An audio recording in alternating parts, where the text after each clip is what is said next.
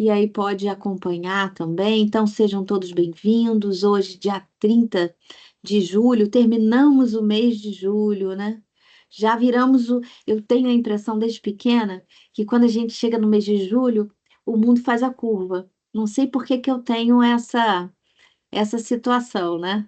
Quando eu era pequena, eu achava que quando a gente chegava em janeiro, fazia a curva e voltava o ano, começava tudo de novo, e quando chegava em julho também fazia a curva e entrava em agosto. Eu nunca tive a visão linear, né, dos meses. Então a gente já está chegando, gente, o mês de agosto, daqui a pouco a gente está em dezembro, já terminou o ano, né? Tudo muito rápido, né? Tudo assim numa velocidade incrível, mas faz parte, né? Aí tá 7 graus, Brian, pelo amor de Deus. Eu estaria de gorro, luva, meia, um aquecedor e faria uma fogueira dentro de casa. Nossa, muito frio, né? Mas você está acostumado. Acredito que a turma de lá está mais acostumada. Mas vamos lá, gente. Hoje eu queria convidar vocês a um passeio sobre a nossa disciplina e com alguns desafios, né? Porque eu não sei se vocês já pararam para pensar que a comunicação ela tem um protagonismo muito grande na nossa vida, né? O que seria da nossa vida se nós não pudéssemos falar, né? Se nós não tivéssemos a linguagem. E a linguagem, ela vai, se a gente olhar na nossa história humana, quem é de Piauí, tem alguém de Piauí aqui? Lá no Piauí tem a Serra da Capivara, que eu tô doida para ir, né? E lá tem desenhos rupestres que datam de 50 mil anos atrás, o que prova que a gente é mais antigo do que muita gente, hein? Como antigamente ficavam dizendo que a Europa é antiga e a gente é mundo novo, essa história de mundo novo é muito caô, né? E a gente fica pensando, esses desenhos representavam a vida cotidiana daquelas pessoas que estavam ali há 50 mil anos atrás. E era uma forma de linguagem. E se a gente comparar com o mundo hoje, o mundo cibernético, a sociedade 5.0, como se fala já no Japão, né? A gente já percorreu aí uma boa trajetória e a linguagem sempre com protagonismo. Se eu não falo, se eu não me comunico, eu não consigo interagir com ninguém, não consigo crescer, a gente não consegue nada, né? E agora, nas redes sociais, isso ficou ainda mais potencializado, porque o tempo todo você coloca alguma coisa, manda uma mensagem no WhatsApp, né? Escreve alguma coisa, posta alguma coisa, e a gente aprendeu a usar a tecnologia mediando tudo isso, né? Que é muito sofisticado isso. Eu não sou muito de ficar nas redes, mas assim, poucas vezes eu fico olhando o TikTok, mas eu, eventualmente, quando eu vejo, eu fico assustada. Como tem gente fazendo vídeos interessantíssimos, né?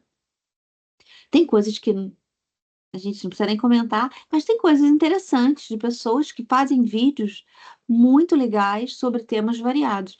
Aí eu fico vendo quantas habilidades e competências nós construímos e estamos construindo, e como a linguagem e a comunicação é importante. E aí, é nesse sentido que eu vou compartilhar aqui com vocês o materialzinho que eu preparei, lembrando que nosso encontro hoje é uma atividade extra pontuada, portanto, a participação é importante, todos vocês aqui vão ganhar uma pontuação extra, que é sempre bom, né? É sempre bom ter uma poupança, né? Então, vale muito a pena. Então, a primeira coisa que eu começo aqui trazendo para vocês é aquelas dicas que eu já estou dando lá no Fórum Informação, né? Lá no Fórum Informação, quem já passou tem que passar por lá, hein? Eu sempre coloco dicas do que fazer na semana. Olhar primeiro, comecei com a aula um, capítulo um, depois aula 2, capítulo 2, agora aula 3, capítulo 3. E guardem com muito carinho o e-book da disciplina, porque a gente hoje tem visto muitos concursos acontecerem, né? E vão acontecer, porque as pessoas se aposentam, então é preciso reorganizar, né? A administração pública. Então, é material que cai em concurso. E a área da comunicação hoje, ela é muito importante em qualquer empresa. E você demonstrar que você já traz aí um conhecimento plural, consegue falar sobre várias coisas, consegue compreender a importância, por exemplo, da comunicação empresarial, que ela tem o papel de integrar, né, de conseguir que o corpo de colaboradores, por exemplo, tenha uma compreensão mais clara das normas, da legislação que aquela empresa precisa cumprir, das políticas internas. Então, de qualquer sorte, nós vamos usar a comunicação o tempo todo, no mínimo na nossa vida pessoal, com as pessoas que a gente ama, com os nossos amigos, vizinhos. A gente vai usar a comunicação não violenta, que isso é muito importante para que o mundo fique menos perigoso, né, gente? Então, a nossa disciplina ela é muito relevante. Então, eu aconselho que vocês guardem o e-book de todas. Guarda, porque sempre pode acontecer de você precisar fazer uma prova ou uma entrevista. E você tem ali aquele conhecimento, já não vai precisar gastar, né? Então, registrem as datas importantes para não perder a data de participação no fórum. O fórum é para participar postando, não anexe, não faça nenhum anexo, tá? Nenhum arquivo em anexo. Coloca lá a postagem diretamente, André caiu, tá voltando. Coloca diretamente a sua postagem no fórum, diz lá com autoria o que que você acha, e tá tão legal o nosso fórum, né? Falando de CNV, tá tão legal. Tragam reflexões, tragam casos concretos, experiências, e volta para dar uma olhada. Se de repente não ficou completo, eu pedi para você completar, né? Porque eu sempre dou essa chance, desde que não seja o último momento, né? E fique atento aos prazos, porque os prazos fecham para mim também. Eu não tenho gerência para reabrir um prazo.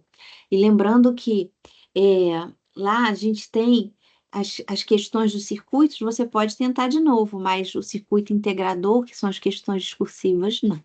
Então, vale a pena passear pela disciplina, entender a lógica, o plano de ensino, como é que ele foi organizado. E isso te ajuda a compreender melhor os conteúdos, né? E é conteúdo para quem trabalha, é conteúdo porque a gente vivencia isso numa organização. Como profissional, a gente precisa da comunicação, seja para elaborar um relatório, seja para apresentar alguma coisa, né, aos nossos gestores. Enfim, a comunicação para a gente viver, né? A gente precisa se relacionar com o outro, então é sempre muito importante. Eu diria para vocês aqui, pelo tamanho aqui da minha biblioteca, o conhecimento não tem paredes. Mas queria pra te levar, né? Opa, Ah, ele pode andar? opa, tá aberto seu microfone, Andréia. Isso. Desculpa, desculpa. Nada, querida, tranquilo.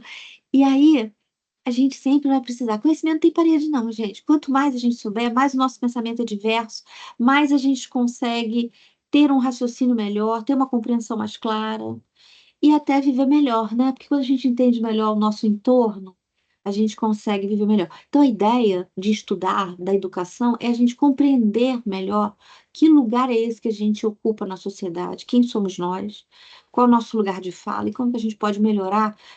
Claro que a gente não vai resolver tudo, né? Mas a gente pode melhorar um pouquinho o nosso entorno. Então, é essa a ideia. Então, acompanhar sempre as orientações pedagógicas, ficar atento.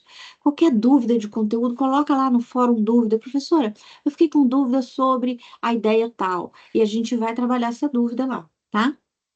E aí, eu provoco vocês, olhando a nossa disciplina, olhando que nós estamos mediados por tecnologia, nós temos aqui um celular que a gente olha, com várias mensagens, que a gente pode entrar numa rede, a gente acessa qualquer informação. Eu sou professora de filosofia também, né? Eu sou consultora em compliance, mas porque eu sou advogada também, mas eu sou professora de filosofia porque eu também fiz filosofia. E aí eu tô aqui, de repente, eu descubro um filósofo no Japão. E eu acesso os artigos, o Google traduz para o português e eu consigo ler. Então, hoje eu tenho uma facilidade de obter informações, não necessariamente conhecimento, mas informações que eu posso decodificar, pesquisar com uma velocidade incrível, né? Antigamente eu tinha que ir para uma biblioteca, eu cansei de ir para uma biblioteca, pedir aqueles catálogos, o index, olhar, pesquisar para descobrir qual livro que eu ia conseguir ver naquele momento e só aquele, porque depois eu ia ter que devolver e pegar um outro. Então a gente está num mundo que o conhecimento é avassalador, a informação está num ritmo avassalador. Então, gente, que mundo é esse, né? É um mundo que a gente construiu pela tecnologia, pela nossa intervenção na natureza, que nada disso aqui é natural, e que altera a nossa natureza. E qual o papel da linguagem? Cada vez mais necessária, né? Apesar dos algoritmos, apesar de todo o dano que também a tecnologia vem causando, né? principalmente na parte cognitiva das pessoas, né? Até por conta do uso excessivo da inteligência artificial e do excesso de exposição à tela, né, que afeta o nosso lobo frontal e cria deficiências físicas mesmo, né? A gente vê que a linguagem, ela é muito importante, né? Ela é fundamental. Deixa eu ver aqui o que o Brian falou. Como você falou, professora, as redes digitais trazem um aumento no conhecimento gratificante em vários aspectos. Sim, em aspectos positivos e também negativo também tem, né, Brian? Porque tem muita distração, né? Tem as distrações, tem as deturpações, né? Tem o uso equivocado da IA, da inteligência artificial, que deveria se chamar, né? Repetidora artificial, né? Porque na verdade ela repete conhecimentos, ela não constrói. Ela não é como o ser humano que constrói saberes. Por enquanto, não, né? Pode ser que em algum momento eles construam alguma coisa, mas aí vai ser muito bizarro, né? Eu até lembro aqui, aconselho que vocês assistam, quem puder, né? No Netflix, tem um seriado que já traz essa problematização do uso da inteligência artificial. Ele se chama Better Than Us, melhor do que nós. E é um mundo no futuro onde o ser humano foi literalmente substituído. Então você não trabalha mais, vai um robô trabalhar nos hospitais, nas escolas. Então não tem mais emprego para ser humano. Começou com aquela história, para você ter mais tempo para descansar. Mas aí como é que você paga as contas? Então o filme traz uma problematização bem legal, Better Than Us. E é a história de uma robô de última geração que começa a sentir emoções. E aí ela vai sentir as emoções humanas. Aí já viu que não vai dar certo, né? Já dei um pequeno spoiler, mas vale a pena assistir. É um seriado russo, é uma série russa. Tá lá no Netflix ou no Amazon Prime. Depois dá uma olhadinha. Better Than Us. É bem legalzinho, que faz a gente refletir. E aí, qual seria o papel da comunicação no mundo das organizações?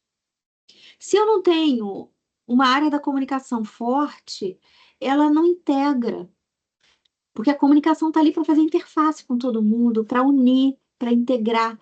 Ela não vai fazer esse papel, a gente não vai saber nada. Não vai saber quais são as datas mais importantes, não vai conseguir agregar nenhuma ideia da sociedade para dentro da organização, né? Então, a gente diz que realmente, eu pergunto ali, mas eu já estou afirmando aqui, que a comunicação é um pilar estratégico em qualquer organização, pequena, grande, né, ou média, na sociedade. E o que a gente tem que lutar é pela informação correta, pela comunicação, o comprometimento com a informação correta. Por isso a gente teve uma grande vitória aí na punição das Big Techs, né? Que são responsáveis por tudo que elas veiculam, né? Até um aluno trouxe um exemplo que eu acho ótimo, vou até repetir, pegar emprestado dele. Imagina que uma televisão, um canal de televisão bem bacana no que a gente gosta. Cada um aqui assiste um canal diferente, não tem problema. Uma rede bacana de televisão, fantástica. Passa entre uma novela e outra, entre um programa famoso e outro, uma cena em que jovens incentivam o estupro coletivo de meninas de 13 anos. Você não vai responsabilizar essa televisão que veiculou essa imagem? Claro que vai. Então, claro que a gente tem que responsabilizar as Big Techs, né? Por tudo que elas veiculam. Porque elas veiculam, analisam a nossa reação, jogam lá os algoritmos para nos dispersar para áreas, bolhas, e ficam monitorando o nosso comportamento. É triste, né? Mas, enfim. Então, a comunicação ela é muito importante e nos coloca num novo patamar de responsabilidade, né? O comprometimento com a verdade. E aí eu bolei aqui uma ideia, uma questão baseada na aula 1. Vamos ver quem me ajuda a responder aqui. Na aula 1, como toda aula 1, começa pelo começo, né?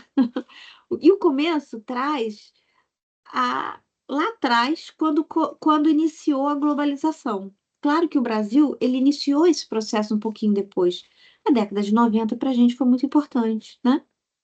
Mas o mundo já estava vivenciando esse processo de globalização um pouquinho antes. Então, os autores já falam disso há mais tempo, desde a década de 70, 80. No Brasil, a gente vai ter uma literatura mais da década de 90. Aí eu até estou olhando aqui, tem o Ottaviani, A Era do Globalismo, A Sociedade Global, que são livros que eu comprei na década de 90 e que hoje já estão até superados, né? Já tem livros até muito mais intensos e que eu recomendo, chamado, por exemplo, A Sociedade em Rede, de Manuel Castells, que é um clássico atual sobre isso, que nós estamos conectados. É uma sociedade em rede. Eu vejo ao vivo, infelizmente, né, a gente está vendo ao vivo e a cores uma guerra, né, que está levando a situações desumanas uma cultura inteira, que é a questão lá de Gaza. Nós estamos acompanhando ao vivo e a cores um holocausto. Seria como se nós estivéssemos na Segunda Guerra acompanhando, né, vamos dizer assim, o extermínio nos centros de concentração. Se nós tivéssemos internet naquele momento, talvez nós estivéssemos acompanhando isso, né? Então, hoje a gente está numa outra configuração. Mas lá, quando começou, muitos autores ficavam pensando como é que vai ser isso, né? Como é que vai ser esse processo de globalização no início? E eu lembro que no início a internet ainda era discada, tudo era muito difícil. Quando surgiu o primeiro, os primeiros computadores eram imensos, ocupavam nas empresas uma parede inteira. Hoje a gente tem até o computador no nosso celular. Tem gente que o celular substituiu completamente o computador, né? Já faz tudo, né? Então, olha essa questão. Qual é o conceito de aldeia global proposto por Herbert Marshall McLuhan? Letra A. A ideia de que o mundo se tornaria uma única nação, governada por um único líder. B. A visão de que as distâncias e barreiras geográficas seriam reduzidas, conectando pessoas e culturas globalmente. C. A teoria de que a globalização eliminaria completamente as diferenças culturais entre os povos. D. A proposta de que a tecnologia substituiria completamente as interações humanas presenciais. E a ideia de que a globalização seria limitada apenas ao comércio internacional. O que nós poderíamos marcar? O que vocês me diriam aí? Pode colocar no chat. Brian já colocou. Vamos lá. Brian escolheu a letra B, mas cada um pode ficar livre para pensar aqui. O que vocês marcariam como a possibilidade de uma definição de uma aldeia global? Será que a globalização nos iguala absolutamente? Pode até ser que algumas coisas sejam compartilhadas, mas reforça as diferenças, né? Porque, por exemplo, a gente está no Brasil, e o Brasil é uma diversidade incrível. Se não tivesse a internet, eu não saberia de muitas coisas que acontecem, por exemplo, em Recife, em Curitiba, né? Praia, em Sergipe, no Pará, na ilha de Marajó, porque nós não teríamos acesso, né? Então, o que vocês acham, meninas? Que letras? O Brian já colocou ali. E vocês? Que letras vocês marcariam? Vou dar 2 minutos. Que letra vocês acham que seria possível? Eu fico com a B também. Andréia também escolheu a B. Todo mundo tá com timidez, né? Ou tá com vergonha de falar, né? Não tenham medo de errar. É a letra B, é a letra B. Fernanda também falou, é a letra B. Porque olha só, a letra B é a única que traz essa ideia de que as barreiras geográficas seriam relativizadas, né? E as culturas iriam se conectar. Claro que em alguns lugares vai ter aculturamento, né? O que é o aculturamento? Não é uma impor a outra, não. Elas se misturarem e nascer uma outra coisa. Como o Brasil, né? Que é o aculturamento da cultura portuguesa, também da cultura holandesa no norte e nordeste, né? Da cultura francesa, holandesa. aí misturou no sul com alemão. Então, a gente tem com os indígenas, que são os povos originários. Então, a gente teve um aculturamento. E o Rio de Janeiro, então, nós tivemos também a diáspora africana, né? O sequestro, né? O tráfico negreiro, que foi terrível e que trouxe em torno de 5 milhões de pessoas escravizadas que foram sequestradas em suas casas e trazidas em navios negreiros, né? Então, uma coisa assim assustadora, né? Assustadora. Uma coisa assim bem terrificante. Então, realmente é a letra B que é a nossa resposta, tá? É a letra B. E aí, eu trouxe aqui apenas um comentário, é na obra A Galáxia de Gutenberg, que ele fala que o avanço das tecnologias, da comunicação, da informação, e ele talvez não estava pensando ainda na década de 60 no que nós estamos vivendo hoje, né? Que a coisa é realmente assustadora, né? Iria então encurtar as distâncias entre as culturas, né? Fazer essa interconexão. Por isso que hoje eu digo que o livro hoje é A Sociedade em Rede de Manuel Castells. Eu recomendo esse autor para todo mundo. Primeiro que ele é ótimo de ler, é um sociólogo, e segundo ele está falando da gente, da nossa realidade hoje. A gente acessa o mundo. A gente pode escutar pessoas no mundo inteiro, né? E também pode fazer coisas terrificantes, como a gente tem acompanhado aí nas redes, situações ruins como o Discord, a violência nas escolas, né? O cyberbullying, né? A gente viu aquele seriado muito polêmico em inglês, né? Adolescência, muito, muito terrificante, né? Que mostra os desafios da tecnologia hoje, né? Então, perfeito. Parabéns aí quem já pensou a letra B. Agora, eu pensei também uma questão discursiva, porque lá no circuito integrador a gente enfrenta uma questão discursiva. E qual a dica que eu já vou dando? Gente, vai fazendo o resumo, vai escrevendo, pega assim, caderno. Eu uso muitos cadernos velhos, assim, meus, e vou fazendo o resumo das coisas que eu tô lendo. Eu gosto de escrever porque eu acho que eu fixo melhor. Isso me facilita na hora que eu vou realizar uma prova, porque eu também faço provas, né? Todos nós vamos ficar fazendo provas a vida toda, né? Então, vale a pena desenvolver uma técnica, cada um vai encontrar o seu jeito. Tem gente que gosta de estudar mais de manhã, tem gente que consegue fluir mais à noite, tem gente que gosta de escrever, tem gente que gosta de fazer esquemas. Só que numa questão discursiva, só não pode responder fazendo tópicos. Tem que ser uma pequena redação, com início, meio e fim. E sempre prestando atenção qual o verbo que está na pergunta. Então, vamos ver aqui. Na aula 2 estudamos que, desculpa, a leitura do mundo precede a leitura da palavra. Olha essa frase, a leitura do mundo precede a leitura da palavra. Vamos ver o que essa frase está querendo dizer. Está lá na nossa aula 2. Ler o mundo e tudo que permeia a vida é compreensão fundamental para a leitura da palavra, já que as palavras nomeiam aquilo que está no mundo, criando um sistema simbólico. Dessa forma, cada um enxerga o mundo no horizonte de seu quadro conceitual. Segundo nossos estudos, como se, como se forma o quadro conceitual para a capacidade cognitiva dos indivíduos? O que é um quadro conceitual? Eu só enxergo no mundo aquilo que eu conheço. Eu olho isso daqui que eu botei uma borrachinha na ponta, né? Eu sei que é uma lapiseira, porque eu fui ensinada no conceito de lapiseira. Alguém me ensinou que isso aqui é uma lapiseira porque tem um lápis na ponta. E não é uma caneta. Então, eu tenho dois objetos diferentes, porque eu aprendi o conceito.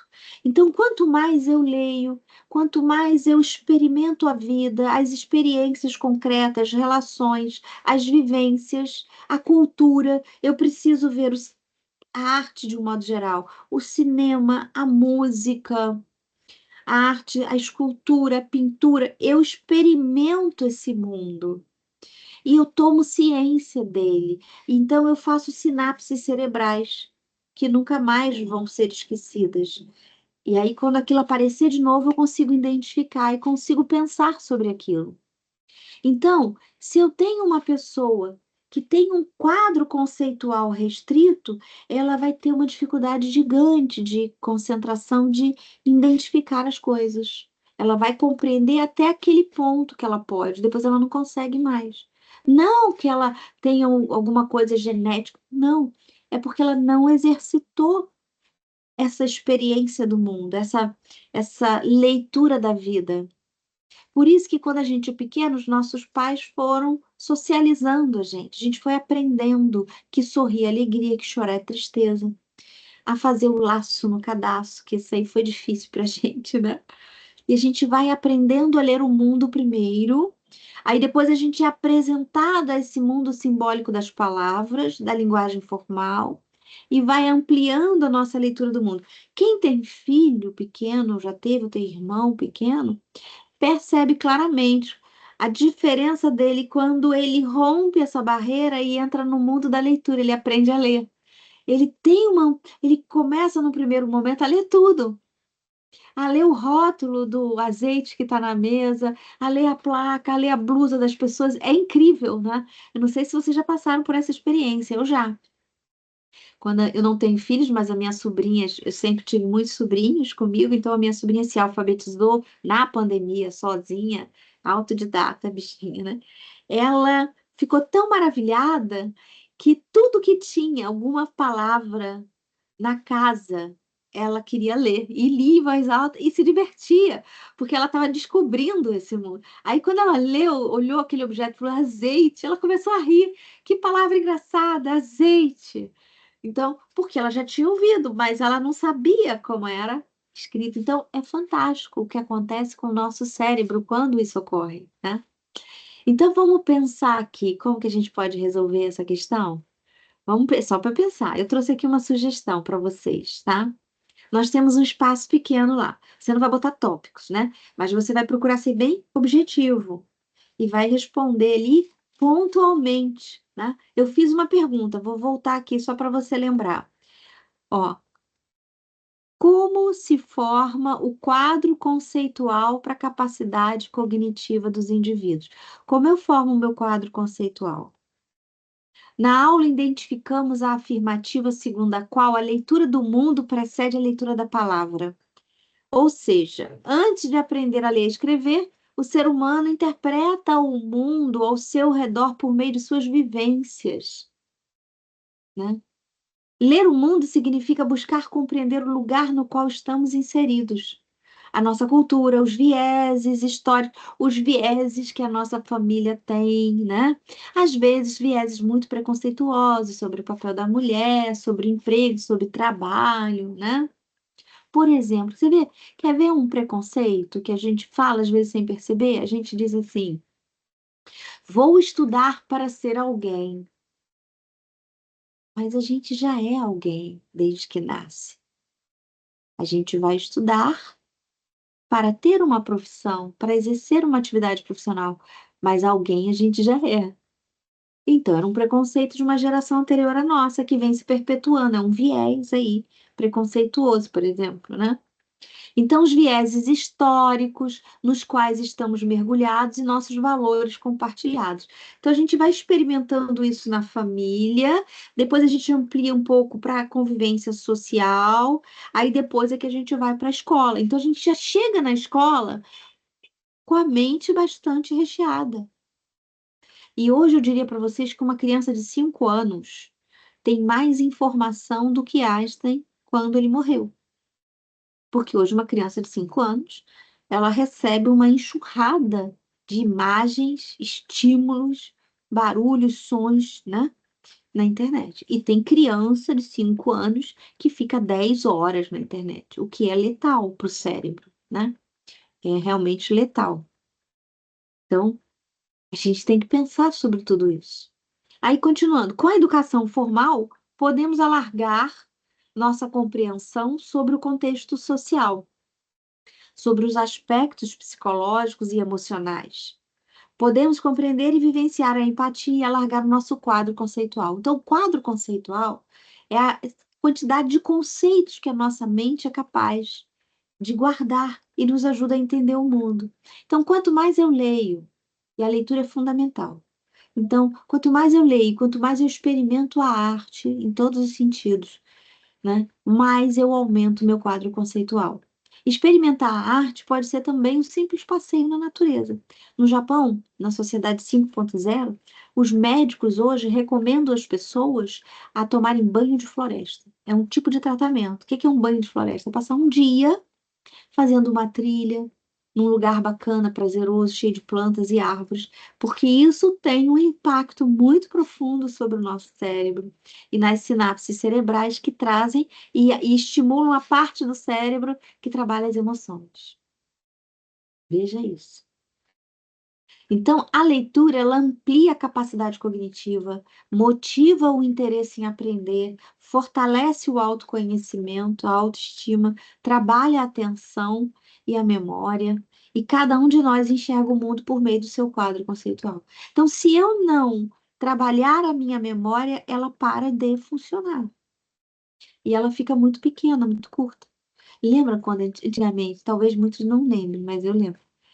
Os telefones, a gente tinha que gravar na cabeça. O telefone da nossa casa, do nosso pai, da nossa mãe. E você tinha que ir num aparelho fixo, girar, porque era uma roda, girar. Às vezes a mãe botava cadeado ali pra gente não usar, que era caro, ligação, e ligar. No orelhão, a gente colocava uma ficha que ela caía, ó, caiu a ficha, vem disso. Aí você podia, né? Discar. Depois passou a digitar, melhorou. Hoje a gente pega o celular e a gente nem precisa mais guardar o número. A gente vai lá no nome da pessoa ou então pede a inteligência assim, liga para o fulano. Ele liga, ele vai ligar, né? Porque tem uma inteligência artificial que fica interferindo o tempo todo na nossa conversa aqui. Então, a gente acaba não usando partes do nosso cérebro que são fundamentais. Então, o quadro conceitual, ele é um elemento primordial para você desenvolver a sua capacidade cognitiva. E hoje se discute se a tecnologia não está atrapalhando esse processo humano, né, desenvolvimento humano. Como serão as gerações futuras que hoje estão viciadas em tela e já não escrevem mais, não conseguem mais conversar entre coleguinhas. Ainda bem que hoje nas escolas está proibido o uso de celular, né? Porque senão ia ser um dano irreparável. E aí, olha só, essa frase não é dessa senhora. Essa senhora eu gostei dela por causa dos olhos, tão expressivos, né? Tão fofa, né?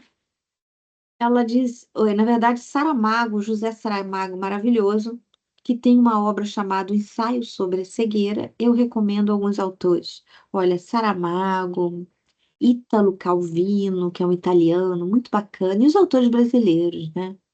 Darcy Ribeiro, Roberto da Mata, são maravilhosos, né? O Saramago diz assim, olha que frase forte dele. Cada um de nós vê o mundo com os olhos que tem. E os olhos veem o que querem. Os olhos fazem a diversidade do mundo e fabricam as maravilhas, ainda que sejam de pedra, e altas proas, ainda que sejam de ilusão. O que ele está dizendo, né? Que o mundo é uma grande diversidade, e ainda bem que é. Que cada um enxerga o mundo de acordo com o seu quadro conceitual, com o seu olhar, com a sua forma de pensar. E tá tudo certo, e tem que ser assim. Ninguém é igual ao outro. Eu não sou igual nem ao meu irmão, que foi criado comigo. Porque ele é uma outra subjetividade que se forjou de maneira diferente da minha, né? Então, essa é a grande maravilha.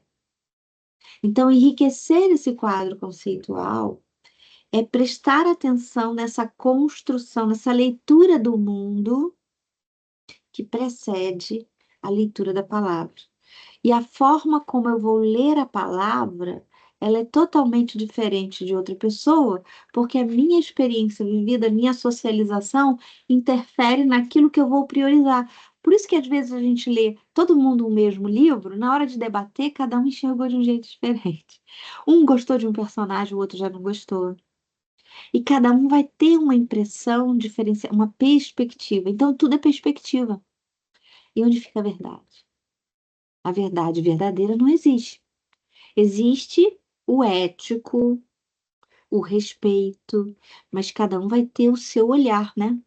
A sua percepção das coisas, né? Aliás, gente, eu acho que eu não compartilhei com vocês, perdão. Peraí, eu não compartilhei, ou caiu o compartilhamento. Deixa eu botar aqui de novo, acho que foi isso, né? Deixa eu ver aqui, peraí. Deixa eu mostrar. Essa foi a questão 2 que eu falei. Desculpa, porque acho que parou o compartilhamento sem querer. Essa aqui foi a resposta que eu dei. Eu vou botar esse material para vocês. Vocês vão ficar. Depois eu vou colocar aqui no nosso Teams. Então, todo mundo entrou, todo mundo. Só André, depois você faz, entra pelo Teams para você ter acesso ao chat. Eu vou botar lá. Aqui, a senhorinha que eu falei. Desculpa, não estava passando, né? Por algum motivo caiu. Então, cada um de nós vê o mundo com os olhos que tem. E os olhos que veem o que querem, que a gente vê o que a gente quer. Né? Os olhos fazem a diversidade do mundo e fabricam as maravilhas, ainda que sejam de pedra e altas proas, ainda que sejam de ilusão, né? E aí, gente, vejam também, tem um filme que passou no Brasil, ele foi rodado no Brasil. O Saramago escreveu um ensaio sobre a cegueira, né? E eu esqueci o nome do. Esqueci agora, eu tô terrível com a memória. O nome do produtor, mas é um ensaio sobre a cegueira, o filme que foi rodado em São Paulo. Eles fizeram o cenário todo em São Paulo. Fantástico, o ensaio sobre a cegueira, o filme, né? E dizem que quando o Saramago foi convidado para assistir o filme pronto, né? Diz que ele se emocionou muito e falou assim: Nossa, vocês conseguiram enxergar o que eu pensei dentro de mim quando eu escrevi esse livro. Então, esse filme é muito legal, o ensaio sobre a cegueira. É um filme forte que fala dessa cegueira do mundo, né? De não enxergar o outro, de não respeitar a diversidade, mas vale muito a pena, né? E até se questionar. E aí, gente, eu deixaria aqui uma grande reflexão para gente na nossa disciplina, depois eu quero ouvir um pouquinho vocês, né? Na hora de ler, elaborem resumos, escrevam, porque você está trabalhando a linguagem, isso é muito importante. E aqui e agora que é o lugar de fazer isso, né?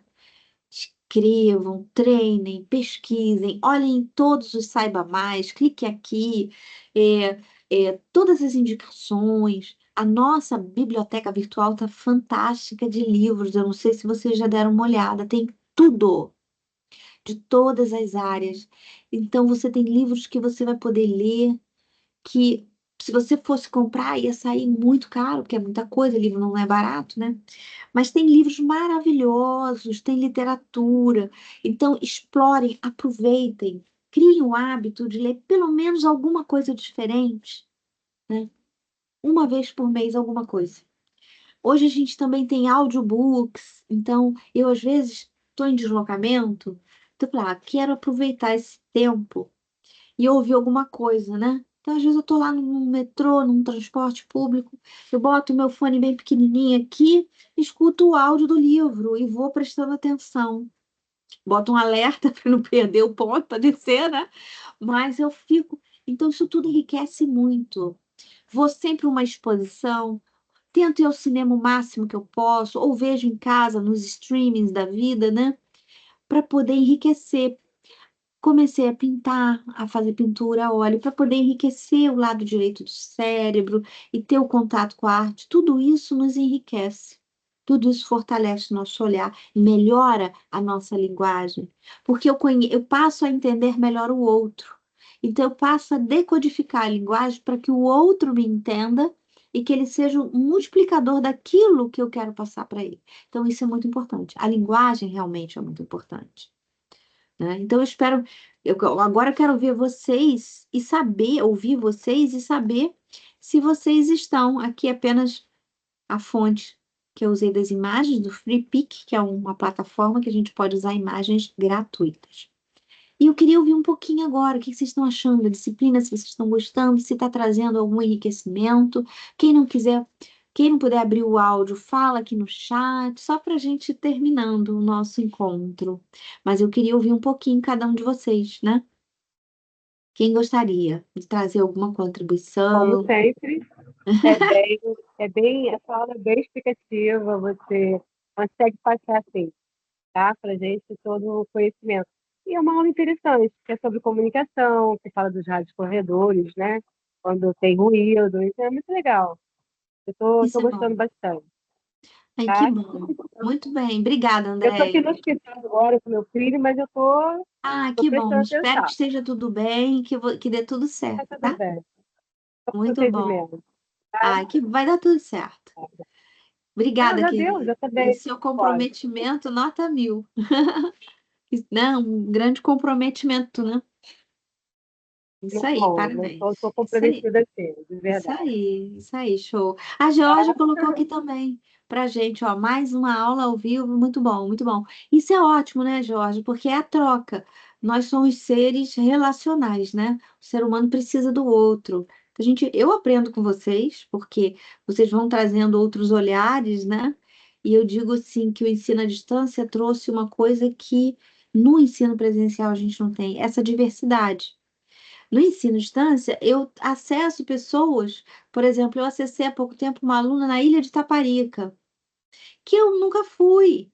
E, e ela está acessando o conhecimento e podendo estudar, o que seria muito difícil, ela teria que sair da ilha, que ela não pode. Então, a gente alcança muito mais, né? A gente cresce muito. Bom, o mundo virou digital em todos os sentidos, né? Mas a gente pode pensar, né, em fazer mais encontros síncronos, né? Mas que o pessoal possa vir, né, Jorge? E participar mais, né? Ter mais participações, porque, por exemplo, a nossa turma é bem grande, né? E a gente não tem nem 10%, né? Mas é uma cultura que a gente, vou até baixar, aproveitar e baixar a lista de presença de novo, né? Mas é uma cultura que a gente vai construindo, e vou anotar também o nomezinho de todos, né? É uma cultura que a gente ainda vai precisar construir devagar, né? Mostrando. Por isso que a gente está fazendo esse trabalho, trazendo atividades que são, na verdade, pontuadas. Então, hoje, todos que estão aqui recebem uma pontuação extra de 30 pontos, e isso é legal porque é sempre bom ter uma poupança. Eu sei que vocês não vão precisar, vão todos ter um bom rendimento, mas é ótimo ficar confortável, né? Vamos combinar. E conhecer também a professora de vocês, né? Porque a gente tem a professora conteudista, que é a professora que escreveu o conteúdo, não fui eu nessa matéria, né? E tem a professora que está fazendo a mediação, que sou eu.